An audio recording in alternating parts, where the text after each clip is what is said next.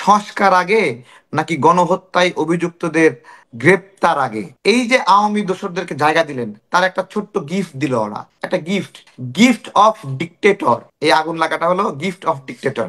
আওয়ামী লীগ প্রতিদিন জনপ্রিয় হবে আমাদের আচরণের কারণে। আমরা যদি খারাপ হই, আমরা যদি দুর্নীতি করি, আমরা যদি লুটপাট করি, আওয়ামী লীগ প্রতিদিন জনপ্রিয় হবে। আওয়ামী লীগ প্রতিদিন দ্বিগুণ হারে জনপ্রিয় হবে। আওয়ামী লীগ হলো পাড়ার সেই মরে যাওয়া স্বামীর বউ, যার প্রতি পাড়ার লোকেরা যৌন দৃষ্টিতে তাকায়। হ্যাঁ, মানে যৌন দৃষ্টিতে তাকায় কেন বললাম? যে এই মহিলা খুব খারাপ, কিন্তু রাতের বেলা তার ঘরে গিয়ে হাজির হওয়ার জন্য অপেক্ষা করে। হ্যাঁ, তার সাথে গোপনে গোপনে ভাবি বলে, মিষ্টি মিষ্টি কথা বলে। এটা কেন বলছি? আওয়ামী লীগ হলো মানে এই গণ অভ্যুত্থানে গণহত্যায় অভিযুক্ত। সে তাকে বিভিন্ন সংগঠন কমিটিতে রাখতেছে, যে যার মতো করে জড়ায় নিচ্ছে আওয়ামী লীগকে, বন্ধুর মতো জড়ায় নিচ্ছে। এটা ওই যৌন আকাঙ্ক্ষার মতো, মানে বিধবা বউয়ের প্রতি পাড়াপড়শির যে যৌন আকাঙ্ক্ষা, সেরকম। আসলে আমার আওয়ামী লীগের প্রতি যদি অবজারভেশন জিজ্ঞাসা করেন, যে আওয়ামী লীগ প্রতিদিন জনপ্রিয় হবে আমাদের আচরণের কারণে। আমরা যদি খারাপ হই, আমরা যদি দুর্নীতি করি, আমরা যদি লুটপাট করি, আওয়ামী লীগ প্রতিদিন জনপ্রিয় হবে। এই সরকার যদি ভুল করে, এই সরকার যদি জুলুম করে, আওয়ামী লীগ প্রতিদিন হলো জনপ্রিয় হবে। এবং এই সরকারের বিভিন্ন ব্যর্থতার কারণে আওয়ামী লীগ প্রতিদিন জনপ্রিয় হচ্ছে হচ্ছে আওয়ামী লীগ একটা সময় নিপীড়ক ছিল, কিন্তু ধীরে ধীরে আওয়ামী লীগ ভিকটিম পার্টিতে রূপান্তরিত হচ্ছে। এই ভিকটিম যে হবে, সে আস্তে আস্তে রিকভার করবে, জনপ্রিয় হবে। আমাদের উচিত ছিল কি?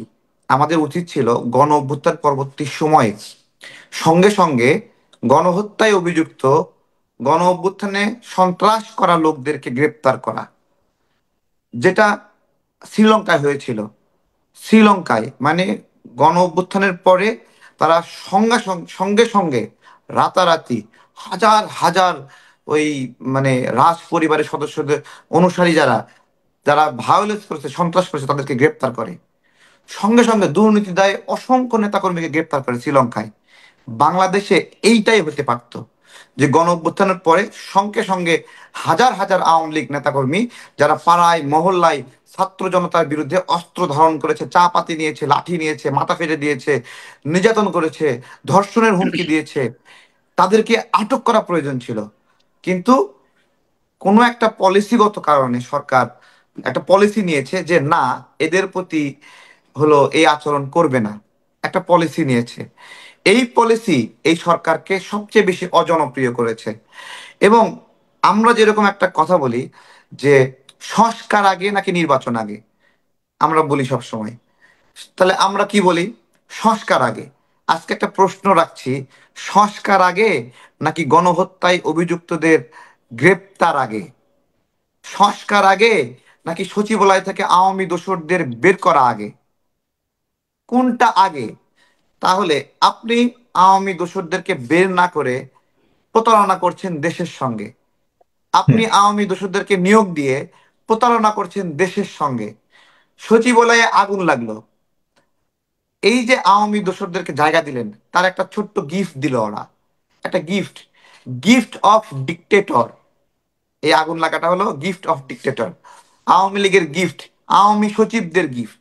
এরকম আরো অনেক গিফট এই দেশের মানুষকে এই আওয়ামী দোসররা আমাদেরকে দেবে, শুধুমাত্র আওয়ামী লীগকে স্পেস দেওয়ার নীতির কারণে। রাষ্ট্র কি একটা পলিসি নেয়নি যে আওয়ামী লীগকে তারা ছাড় দেবে? রাষ্ট্র কি পলিসি নেয়নি ওবায়দুল কাদেরকে গাড়িতে করে, সেনাবাহিনীর গাড়িতে করে তারা পার করে দেবে? রাষ্ট্র কি পলিসি নেয়নি আরাফাতকে এখান থেকে যাইতে দেবে? এটা তো রাষ্ট্রের পলিসি ছিল, রাষ্ট্র সিদ্ধান্ত নিয়েছে। রাষ্ট্র আমাদের এই জুলুম কেন করলো? অত্যাচারীকে ছেড়ে দেওয়া, অত্যাচারীকে নিজ দলে জায়গা দেওয়া, এটা তো মজলুম নাগরিকের সঙ্গে জুলুম। জুলুম। খুব সুন্দর লাগে আওয়ামী লীগকে নিষিদ্ধ করো, নিষিদ্ধ করো। আওয়ামী লীগকে যখন তাকে নিষিদ্ধ করবে, আওয়ামী লীগ প্রতিদিন দ্বিগুণ হারে জনপ্রিয় হবে। হবে, আমাদের ভুলের কারণে হবে, আমাদের ভুলের কারণে। আমাদের কেউ যদি চাঁদাবাজি করে আওয়ামী লীগ জনপ্রিয় হবে, আমাদের কেউ যদি দুর্নীতি করে আওয়ামী লীগ জনপ্রিয় হবে। হচ্ছে, আওয়ামী লীগ কোনো দিন এ দেশ থেকে মুছে যাবে না, এত সহজ না। কারণ আওয়ামী লীগের নামটা লিখেছে রক্ত দিয়ে, শেখ মুজিব নিজে রক্ত দিয়ে এই দল লিখেছে। এটা অর্জন, এটা এটা মুছে দিতে পারবেন না। তারা যতই খুন করছে, হত্যা করছে, হুম। গণহত্যা করছে, তারপরেও তারা বড় একটা অংশ সোসাইটির অংশ। এবং এই গণহত্যার পরেও অসংখ্য নাগরিক তাদেরকে এখনো সমর্থন করে। এটাই হুম। হলো ভয়ঙ্কর জায়গা, এটাই হলো ভয়ঙ্কর জায়গা। তাহলে আমাদের করণীয় মানে কি ছিল? আওয়ামী লীগ কখনো, আওয়ামী লীগকে কখনো মোছা যাবে না, এটাকে আপনি কি আওয়ামী লীগকে মানে এই সেই আমার আমার গ্লোরিফিকেশন রাজনৈতিক বোঝাপড়া গ্লোরিফিকেশনের ভুল কারণে, হয়ে যাবে, গ্লোরিফিকেশনের কারণে সেই ঐতিহাসিক আমার গ্লোরি। রাজনৈতিক বোঝাপড়া ভুল হয়ে যাবে যে আচ্ছা, না না, আওয়ামী আমি লীগকে এটা মুছে শুনুন, ফেলা আপনি যাবে। কি, আপনি কি এটা গ্লোরিফাই করছেন যে আওয়ামী আমার লীগের আমি যে আমি এটা বুঝি, আমার আমার এটা আমার ক্যালকুলেশন, যে হুম। আওয়ামী লীগ একটা অন্যরকম কিছু। এরা হুম। আমাদের জন্য আতঙ্ক, এটা গণতন্ত্রের জন্য আতঙ্ক। শেখ পরিবার, শেখ পরিবার মানেই স্বৈরাচার। হুম। এবং তারা, তাদের তাদের ন্যারেটিভ কি জানেন? শেখ হুম। হাসিনা, শেখ হাসিনা প্রধানমন্ত্রী হবে না তো অন্য একজন হবে। তাদের ন্যারেটিভ এটা, তারা মনে প্রাণে এই ন্যারেটিভ বিশ্বাস করে। এবং শেখ পরিবার এই দেশে শাসন করবে না তো অন্য একজন করবে, তাদের ন্যারেটিভ। এই হুম। ন্যারেটিভই তাদেরকে বারবার স্বৈরাচার বানায়। এবং যতবার শেখ হাসিনার দল এখানে ক্ষমতায় আসবে, ততবার এখানে তারা স্বৈরাচার হয়ে উঠবে। কারণ তাদের ওই ইতিহাস, ওই ঐতিহাসিক লিগাসি তাদেরকে এই যুক্তি দেয় যে তারাই দেশের মালিক। তাদের এই যুক্তি দেয়, তাদের এই শক্তিশালী যুক্তি আছে, হুম। ইতিহাস তাদের এই যুক্তিটা দেয়। এবং এটাই আমাদের গণতন্ত্রের জন্য হুমকি। আওয়ামী লীগ মানেই গণতন্ত্রের জন্য হুমকি। হুম। যত নিয়ম করেন, যত আইন করেন, তারা বাংলাদেশের জন্য একটা হুমকি হয়ে উঠবে। আপনাদেরকে একটা ছোট্ট কথা বলি, জর্জ ওয়াশিংটন আমেরিকার গর্ব, তাই না? হুম। নেলসন ম্যান্ডেলা আর একটা দেশের গর্ব, মহাত্মা গান্ধী আর একটা দেশের গর্ব। এই জর্জ ওয়াশিংটন যখন দ্বিতীয় টার্মের পরে তৃতীয় টার্ম ক্ষমতায় আসার কথা বললো, তখন ওই দেশের নাগরিকরা কান্নাকাটি করলো যে আপনি এখান থেকে যাইয়েন না। জর্জ ওয়াশিংটন বললো গণতন্ত্রের জন্য আমাকে যেতেই হবে। নেলসন ম্যান্ডেলার যখন মেয়াদ শেষ হলো, জনগণ আত্মহত্যা করতে চাইলো, যে নেলসন ম্যান্ডেলা চলে গেলে তাদের ভাগ্যে দুর্ভাগ্য চলে আসবে। কিন্তু উনি বলল গণতন্ত্রের জন্য আমাকে এই দৃষ্টান্ত স্থাপন করতেই হবে যে এখানে ক্ষমতা ছাড়তে হয়। মহাত্মা গান্ধী ক্ষমতার জন্য কোনোদিন লোভ করেননি। শেখ মুজিবুর রহমান একইভাবে জনপ্রিয় একটা লোক ছিল। কিন্তু এত জনপ্রিয় একটা লোক দেশের গণতন্ত্রকে হত্যা করলো। আমাদের স্বাধীনতার জন্য যে স্বপ্ন, সার্বভৌমত্বের স্বপ্ন, আমাদের গণতন্ত্রের জন্য যে আকাঙ্ক্ষা, সেই সমস্ত আকাঙ্ক্ষাকে হত্যা করলো। কেন হত্যা করলো? তাদের মধ্যে একটা ন্যারেটিভ, তারাই দেশের মালিক, অন্য কেউ কেন আসবে। এই যে একটা ন্যারেটিভ, প্রতি মুহূর্তে বাংলাদেশের গণতন্ত্রের জন্য হুমকিজনক। আমাদের কপাল খারাপ, আমরা এখান থেকে মুক্তি পাবো না। আওয়ামী লীগ বারবার আসবে, আমাদের কপাল খারাপ। কেন কপাল খারাপ? দেখেন কমিটিগুলোতে আওয়ামী লীগকে নিরাপদ জায়গা দিচ্ছে। কত বড় বেইমান!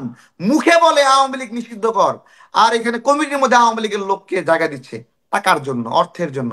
ওই যে ঢাকার বাইরে থেকে লোক আসবে, একটা বাস বাস ভাড়া দেবে, বুঝছেন না? বাস ঠিক করে দেবে, প্রোগ্রামের জন্য টাকা দিবে। এটা এগুলো তো অনেক মজা, এগুলো অনেক মজা। আওয়ামী লীগ হারাম, কিন্তু আওয়ামী লীগের টাকাগুলো অনেক মজা লাগে। এগুলোতে তো কোনো টাকার গায়ে তো নাম লেখা নাই, এটা তো আওয়ামী লীগের টাকা লেখা আসেনি। না, এগুলো এগুলো লেখা নাই। এখানে অনেক ক্যালকুলেশন রয়েছে, নিমক হারামে ভরপুর, নিমক হারামে ভরপুর। যে যার জায়গায় মতো করে একজন আওয়ামী দোসরকে গ্রেপ্তার করতে যাবে পুলিশ, ওইখান থেকে বড় বড় নেতারা, সমন্বয়করা, রাজনীতিবিদরা তারা ফোন দিয়ে বলতেছে উমুক আমার খালাতো ভাই, খবরদার ওইদিকে তাকাবেন না। পুলিশের বাপের হ্যাডাম আছে ওইকে গ্রেপ্তার করবে? হ্যাঁ? আওয়ামী লীগের যে যারা সন্ত্রাসী, তাদেরকে গ্রেপ্তার করার জন্য প্রয়োজন কি ছিল? সর্বজনীন ঐক্যমত, সর্বজনীন ঐক্যমত প্রয়োজন ছিল। এই ঐক্যমতটা আমরা করতে পারিনি, আমাদের বিপ্লব চুরি হয়ে গেছে এই জায়গাতে। কেন? গণ অভ্যুত্থানের 5 দিনের মাথায়, 5 দিনের মাথায় হাসনাত আব্দুল্লাহ শ্রমিক লীগ নেতার বাসায় গিয়ে মিটিং করলো। ওর জন্য বাংলাদেশের কোনো ঘর বন্ধ আছে দরজা? ও বাংলাদেশে যে ঘরে যাবে সেই ঘরের লোক বলবে বাবা তুমি আমার সন্তান। ও কেন শ্রমিক লীগ নেতার ঘরে গিয়ে মিটিং করলো? কোন ঘর বলবে ওকে জায়গা দেবে না? ও শ্রমিক লীগ নেতাকে বেছে নিল, কারণ ওকে ওর দরকার, ওর টাকা ওর দরকার। ওর টাকা ছাড়া ওর রাজনৈতিক বিকাশ ঘটবে না, এটাই বাস্তবতা। জি, তার মানে অর্থের কাছেই মোটামুটি সকল আদর্শ বিলীন হয়ে যাচ্ছে। আমি খুব মনোযোগ সহকারে শুনছিলাম। জনাব তারেক রহমান, আমার কাছে মনে হয় জনগণের মনের কথাই আপনি চেষ্টা করেছেন। জনগণ কি আসলে একমত কিনা তারেক রহমানের কথার বাস্তব যে চিত্র, এর প্রেক্ষিতে আরেকটা বিষয় আছে। আওয়ামী লীগ ফিরে আসবে সেটা দশ তিনি মনে সেকেন্ড করছেন। দশ সেকেন্ড আওয়ামী একটু লীগকে দশ ফিরিয়ে সেকেন্ড আনা একটু হচ্ছে বিভিন্ন, এটাই তিনি বলার চেষ্টা করেছেন। আপনারা কি একমত কিনা আরো বলবেন। জি তারেক রহমান। আরেকটি বিষয় হচ্ছে যে উম, সামনে মানে হলো আওয়ামী লীগকে সবার প্রয়োজন। আওয়ামী লীগের অর্থ সবার প্রয়োজন, আওয়ামী লীগের জনগণ সবার প্রয়োজন। এবং আওয়ামী লীগ যদি নিষিদ্ধ না হয় তাহলে হুম, অনেকের রাজনৈতিক ভবিষ্যৎ অন্ধকার, অনেক অন্ধকার। এবং হুম, তারা দল করার জন্য লোক পাবে না। কারণ ওই যারা রাজনীতি করে তারাই ঘুরে ফিরে রাজনীতি করে। সাধারণ মানুষ এত পাগল না যে রাজনীতির মধ্যে এসে মাথা ঢুকায় সারাক্ষণ মারামারি কাতাল ফেসাদ করবে। এই জায়গাটা অনেক বাজে জায়গা, বাজে হুম, জায়গা। সাধারণ মানুষ আসবে না।